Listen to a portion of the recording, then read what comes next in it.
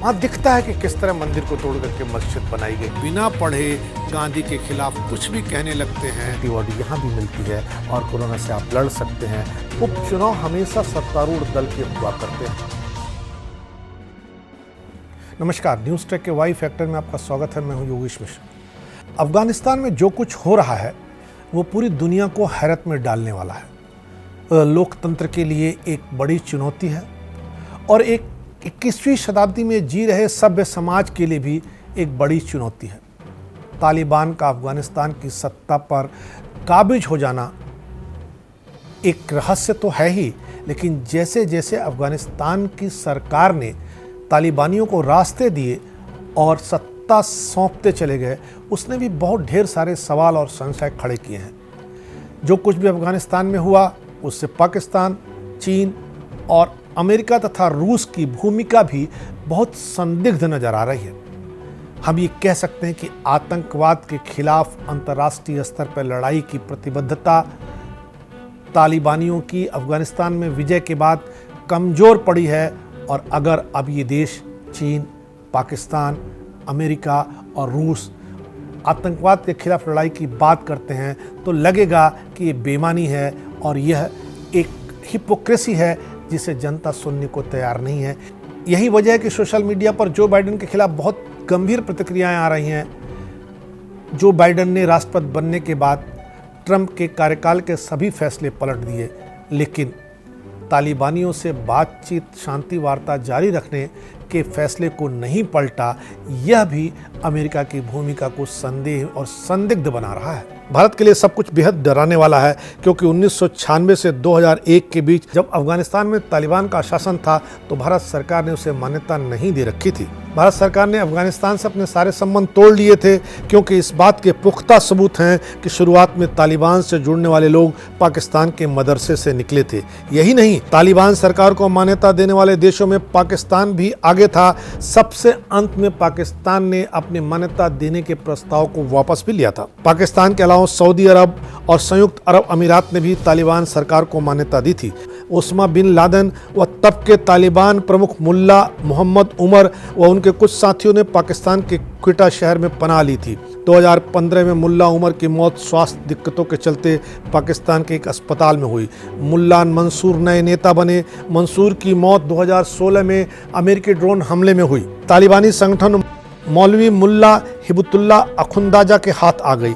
अभी यही तालिबानी प्रमुख हैं और उम्मीद की जा रही है कि यही अफगानिस्तान में सत्ता संभालेंगे। तालिबान के लड़ाकों की संख्या 85,000 के आसपास है। पाकिस्तान में 30 लाख से अधिक अफगान शरणार्थी हैं। दोनों देशों के बीच 2,500 किलोमीटर की लंबी सीमा है।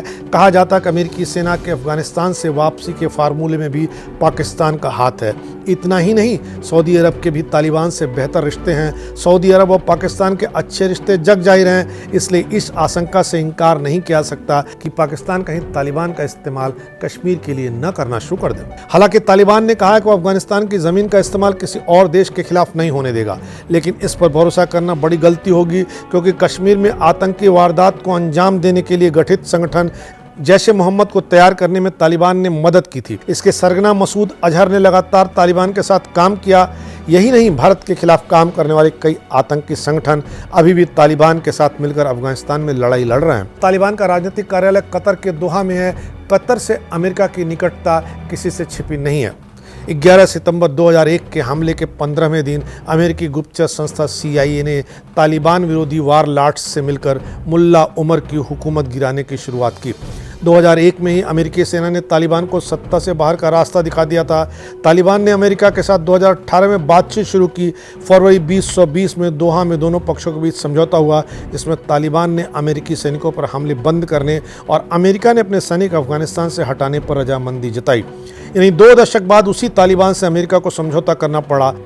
हार्वर्ड और ब्राउन यूनिवर्सिटी के मुताबिक 2003 से 2011 के बीच अमेरिका ने अफगानिस्तान के साथ इराक के मोर्चे पर भी युद्ध किया। बहुत से ऐसे खर्च हैं जो दोनों लड़ाइयों पर लागू होते हैं। अफगानिस्तान युद्ध को फाइनेंस करने में अमेरिका को $2 ट्रिलियन खर्च करने पड़े। इस धन पर अमेरिका को $6.5 ट्रिलियन का ब्याज 2050 तक चुकाना पड़ेगा। इसके अलावा तालिबान अलकायदा और ISIS के खिलाफ लड़ाई में पाकिस्तान को जो मदद दी उसका खर्चा अलग है। कुल मिलाकर तालिबान के खिलाफ अमेरिका ने हर साल $100 अरब से ज़्यादा खर्च किए।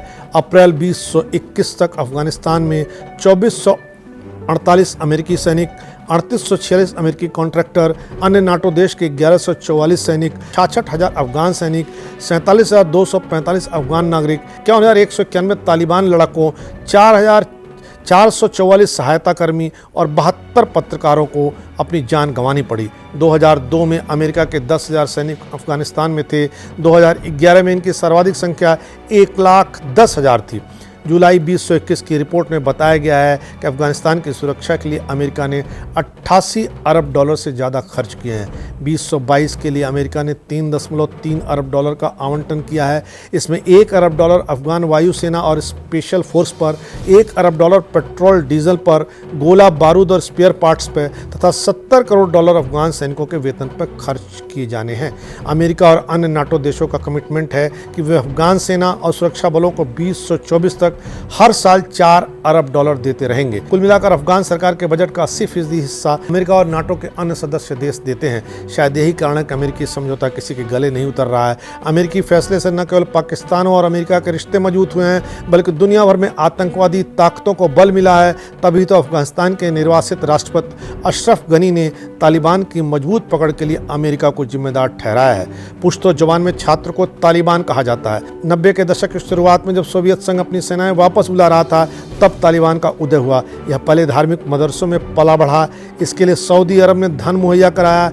इसमें सुन्नियों की कट्टर मान्यताओं का प्रचार किया जाता था। इन्होंने पश्चिम इलाके में शरिया के कट्टरपंथ को लागू करने का दावा ठोका। सितंबर 1995 में हेरात प्रांत पर कब्जा कर लिया। 1 साल बाद काबुल पर कब्जा करके दिखा दिया।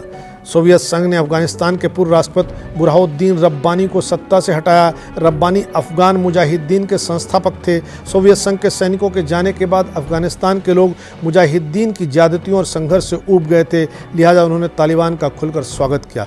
2 तालिबानी नेता मुल्ला अब्दुल गनी बरादर और हिब्तुल्लाह अखुंदाजा प्रमुख हैं। मुल्ला बरादर 94 में तालिबान के गठन के समय उपस्थित 4 लोगों में से एक माने जाते हैं। बरादर का रिश्ता दुरानी कबीले से है। अपदस्थ राष्ट्रपति हामिद करजई भी इसी कबीले के हैं। हिब्तुल्लाह नूरजाई कबीले से ताल्लुक़ रखते हैं। एशिया के इस हिस्से में अफगानिस्तान की महत्वपूर्ण भौगोलिक पोजीशन है, जिसका पूरा फ़ायदा चीन उठाना चाहेगा। उधर पाकिस्तान अपना एजेंडा चलाने के लिए तालिबान को हमेशा सपोर्ट देता रहा है।